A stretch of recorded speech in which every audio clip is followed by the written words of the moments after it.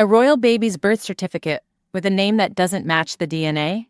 That's not just strange, it's scandalous. From conflicting timelines to bizarre birth records, today we unravel the shocking DNA twist that's forcing the palace to demand answers from Meghan and Harry, and the one quiet insider who may have known all along. If a royal baby's identity was ever covered up, what do you think the motive would be? Drop your theory in the comments. You won't believe what comes out by Block 11. In the world of royal documentation, precision is everything. So when eagle-eyed royal watchers spotted an odd inconsistency on Archie Harrison Mountbatten Winder's birth certificate, alarms started ringing. Specifically, Meghan's name had been altered weeks after the original filing, removing her first names entirely and replacing them with Her Royal Highness the Duchess of Sussex. For a royal record, that's a massive deviation. The implications were immediate. Why was this change made quietly? Who ordered it? And more importantly, was it meant to cover something up? Royal births are usually transparent, with hospitals named, doctors confirmed, and timelines exact. But in this case, a single altered line suddenly hinted at a deeper mystery. Small edits, big questions. Something didn't fit. When public records start changing behind the scenes, it's not just a clerical update. It's a red flag waving at full mast. When exactly was Archie conceived? It's a question that should be simple, but in the case of Meghan and Harry's firstborn, even the dates don't seem to line up. Meghan's pregnancy was first announced in mid-October 2018 during their royal tour of Australia. Kensington Palace claimed she was 12 weeks along, but some observers noted her appearance just weeks earlier in September, when there was no visible baby bump and no reported fatigue, raising doubts. This mismatch led to speculation that either the palace announcement was fudged or the due date was shifted to fit a more convenient narrative. And if the timeline was off, what else had been quietly altered? A timeline should be a straight line. Here, it's full of loops. Whenever dates don't match reality, it opens the door to deeper cover-ups and questions no royal once asked. Every royal birth follows a strict playbook. A trusted team of doctors is pre-selected. Media protocols are in place, and public announcements are timed with precision. But when Meghan gave birth to Archie, nearly all of those traditions were bypassed. No photo call on the hospital steps. No official announcement from Buckingham Palace until hours after the birth. No public confirmation of the attending physicians. That's not just unusual, it's unprecedented. The monarchy thrives on ceremony and transparency, especially in matters of succession. So when protocols vanish overnight, people start to wonder, was there something to hide? Breaking royal tradition always raises suspicion. When institutions like the palace suddenly change course, it usually means more than modernizing. It signals internal discomfort or deeper secrets. Historically, royal births are overseen by the Queen's own physicians, doctors who've delivered generations of Windsors. But during Archie's birth, the official royal gynecologists were reportedly not present. Meghan allegedly preferred her own private team. While that's well within her rights, it's highly irregular for someone giving birth to a royal heir. The palace tried to downplay it, claiming it was Meghan's personal choice. But insiders whispered that the decision was met with resistance, and may have even caused tension behind palace walls. No royal doctor, no royal witness. That's unheard of. When standard medical oversight is deliberately excluded, it casts doubt over the entire process and gives conspiracy theories room to breathe. Archie was reportedly born at Portland Hospital in London, a private facility known for its high-profile clientele. But here's where it gets strange. Early rumors suggested Meghan had planned a home birth at Frogmore Cottage. Then, in the middle of the night, she was rushed to a hospital under complete secrecy, with even senior royals allegedly kept in the dark. What makes this more suspicious is how the palace released the birth announcement after Meghan and Harry were already home. By the time the public knew anything, Archie was nearly 2 days old. That's not just a delay, it's a strategic blackout. They didn't just manage the narrative, they vanished from it. When facts are delayed and stories change midstream, people start filling in the blanks, and what they imagine is often worse than the truth. Godparents in the royal family are typically celebrated with public announcements and formal ceremonies. But in Archie's case, Meghan and Harry refused to name them. Despite immense pressure, they kept the godparents' identities secret, defying centuries of royal precedent. This wasn't about privacy. It was about control. Many speculated that revealing the names might link Archie to outsiders with potential legal or reputational baggage. One tabloid even hinted that one godparent had ties to controversial organizations. The palace remained silent, but insiders were reportedly furious about the break from tradition.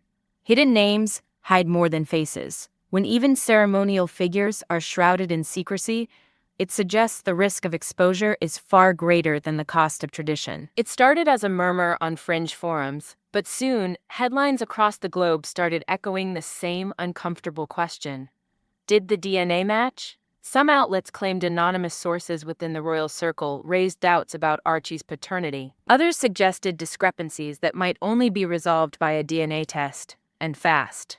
One particularly viral article hinted that Prince Philip, before his death, demanded clarity to preserve the integrity of the line of succession.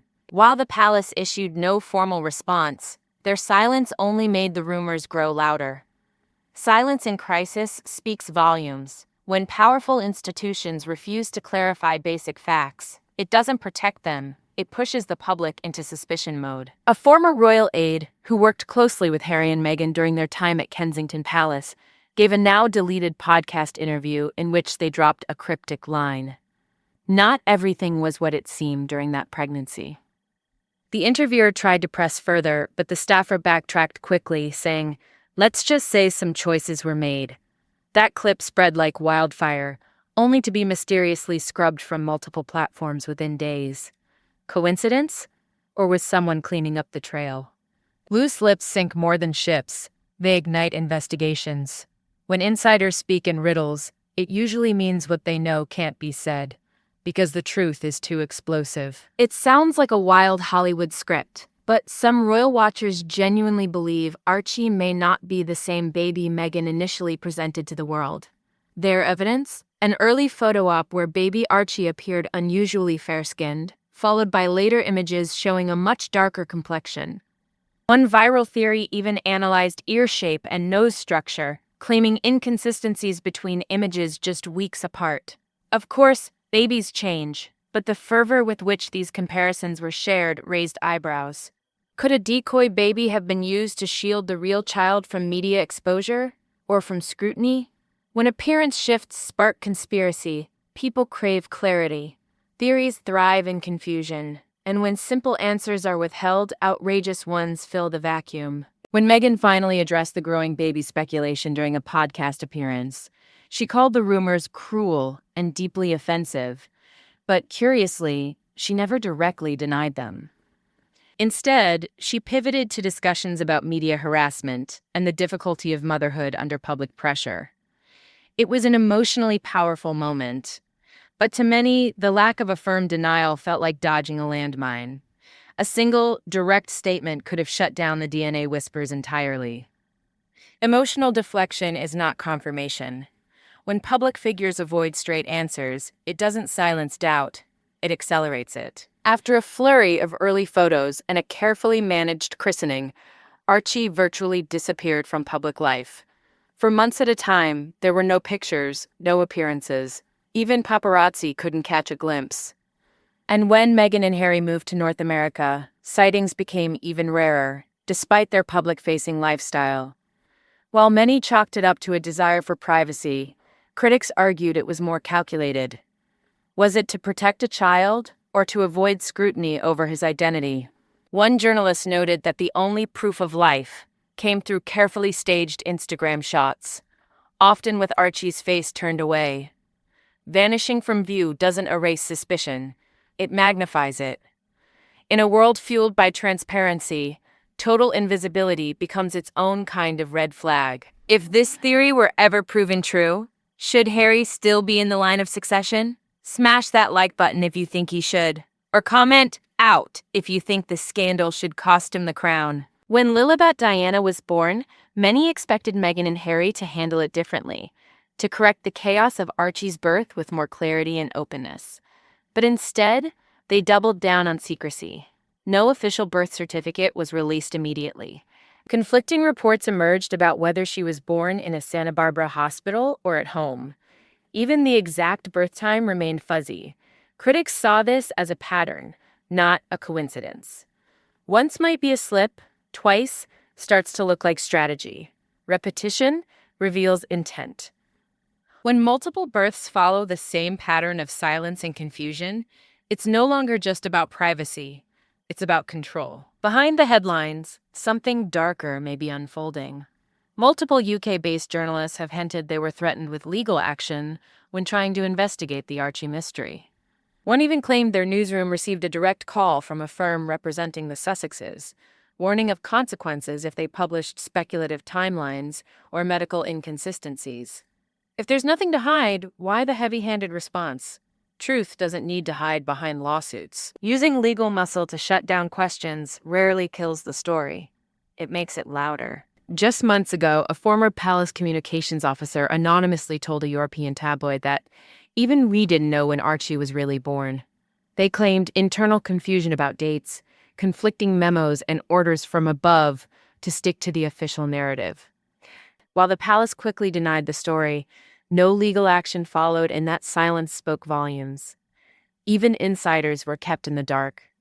When the people crafting the public story aren't given the real one, it's not just spin, it's a cover-up.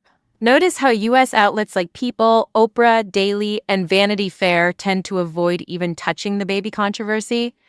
That's not accidental. Meghan and Harry maintain close ties with key media players, and those relationships often mean stories are killed before they're even pitched.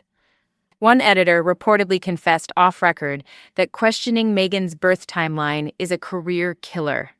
Selective silence is louder than lies. When press freedom gets traded for PR favors, the real story dies in a locked room. In a 2021 late-night interview, Harry casually mentioned, "Archie was keeping us up in the spring of 2018. The problem, according to the official timeline, Meghan wasn't even pregnant then." The quip was quickly clipped out of syndication, but not before eagle-eyed fans captured it and circulated it on Reddit and YouTube. Was it a tired dad's innocent mix-up, or did he accidentally reveal something deeper? A single sentence can unravel an entire narrative. When offhand comments don't match official records, they raise questions no press release can undo. In a surprise move, royal archivists were reportedly ordered to re-audit all birth documentation for senior royals earlier this year, including Prince William's children. Sources suggest this was initiated by King Charles himself, under the guise of digitization. But insiders say it's a shadow maneuver to reassert institutional control, and possibly lay the groundwork to expose any anomalies involving Harry's children. That's no small task. It's strategic chess. When legacy is on the line, even monarchs dig through the past to shape the future. The most shocking rumor yet?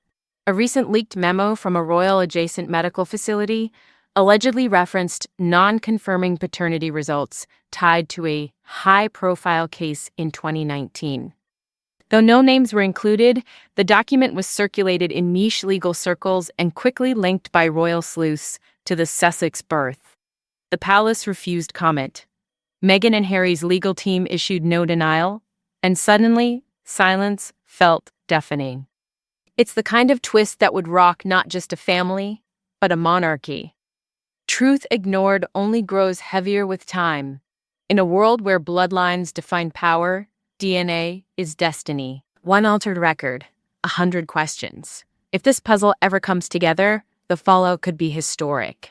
And this isn't the only royal secret simmering beneath the surface. Because in our next video, the spotlight shifts to William and the hidden files nobody was supposed to see.